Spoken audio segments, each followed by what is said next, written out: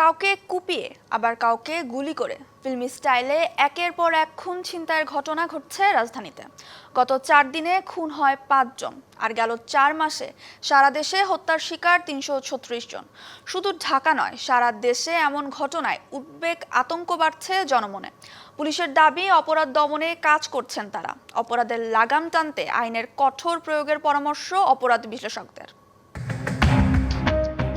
কিছু বুঝে ওঠার আগেই এই কয়েকজন ব্যক্তি গুলি করে মানি এক্সচেঞ্জ ব্যবসায়ীকে ছিনিয়ে নেয় 22 লাখ টাকা। মিরপুর 10 নম্বরের এই দৃশ্য ধরা পড়ে পথচারীর মোবাইল ফোনে। দুইজন সামনে, দুইজন মানে সরি আমি তখন ব্যাগ দিই না, এখানে পাড়াবাড়ি করছে। আমার ফটো দেখছেন, একটা ঠাস করে গুলির আওয়াজ, ঠিক আছে, শুনছি। আর হইলে যে ওই যে লোকটা হতো ওই লোকটা ওইখানে বলে যে ওই খাম্বারটা ধরে দাঁড়াই আছে। মগবাজারে এই ঘটনা আরও আতঙ্কের। হেঁটে যাওয়ার সময় চাপাতি দিয়ে আঘাত করে ব্যাগ ছিনিয়ে নেয় মোটরসাইকেল আরোহী 3 জন। হাত জোর করেও রেহাই পায়নি ভুক্তভোগী। আছে খুনোখুনির ঘটনাও। বাড্ডার গুদারাঘাটের 4 নম্বর গলিতে বিএনপি নেতাকে পরপর কয়েকটি গুলি করে হত্যা করে সন্ত্রাসীরা। মিরপুরও খুন হয় 2 জন। এই সমস্যা, এই শব্দ হইল, শব্দ হওয়ার পরে আমরা বুঝছি, দেখি যে এই অবস্থা, কোনো লোকজন নাই, এই অবস্থায়। প্রায় একই অবস্থা সারা দেশের। গত 4 দিনে শুধু রাজধানীতেই খুন হয় 5 জন, আর এপ্রিলে সারা দেশে খুন হয় 336 জন। এর আগের মাসে এ সংখ্যা 316, আর এপ্রিলে ডাকাতি 46টি। দেশের এই পরিস্থিতিতে উদ্বেগ, আতঙ্কে মানুষ। প্রশ্ন উঠেছে আইন শৃঙ্খলা বাহিনীর তৎপরতা নিয়েও। 4 জন বসা ছিল, 2টা ছেলে আসছে, শুট করছে, এদিক দিয়ে চলে গেছে সোজা দৌড়ে। এলাকাবাসীর কাছে এটা একটা আতঙ্কজনক ব্যাপার। মাঠের অলরাউন্ডার আমি, আর ঘরের অলরাউন্ডার টাইলক্স।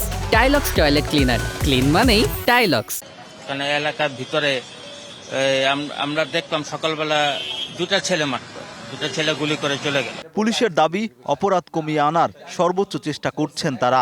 আমাদের মূল যে গুরুত্বপূর্ণ কাজ সেটি হচ্ছে আইন শৃঙ্খলা পরিস্থিতিকে স্থিতিশীল রাখা এবং এটিকে আরও কিভাবে সন্তোষজনক পর্যায়ে নিয়ে আসা যায়। সমাজ থেকে অপরাধের মাত্রাটাকে যেন আরও কমিয়ে নিয়ে আসা যায়, অপরাধের মাত্রাটাকে যেন কমিয়ে আনা যায় এবং পাশাপাশি অপরাধীকে যেন দ্রুততার সাথে আইনের আওতায় নিয়ে আসা যায়, সেটি যেন আমরা করতে পারি, সেই লক্ষ্যে কিন্তু আমরা কাজ করছি। আইন প্রয়োগ নিশ্চিত হলেই কমবে অপরাধ, মত বিশ্লেষকদের। আর অপরাধপ্রবণ ব্যক্তি যারা, তারা তো আসলে পুলিশের সম্পর্কে নানা ধরনের বলা যেতে পারে বিরূপ ধারণা ধারণ করে, এবং ধারণ করার কারণও আছে। পুলিশের অনেকের সাথে অপরাধীদের সখ্যতা আছে।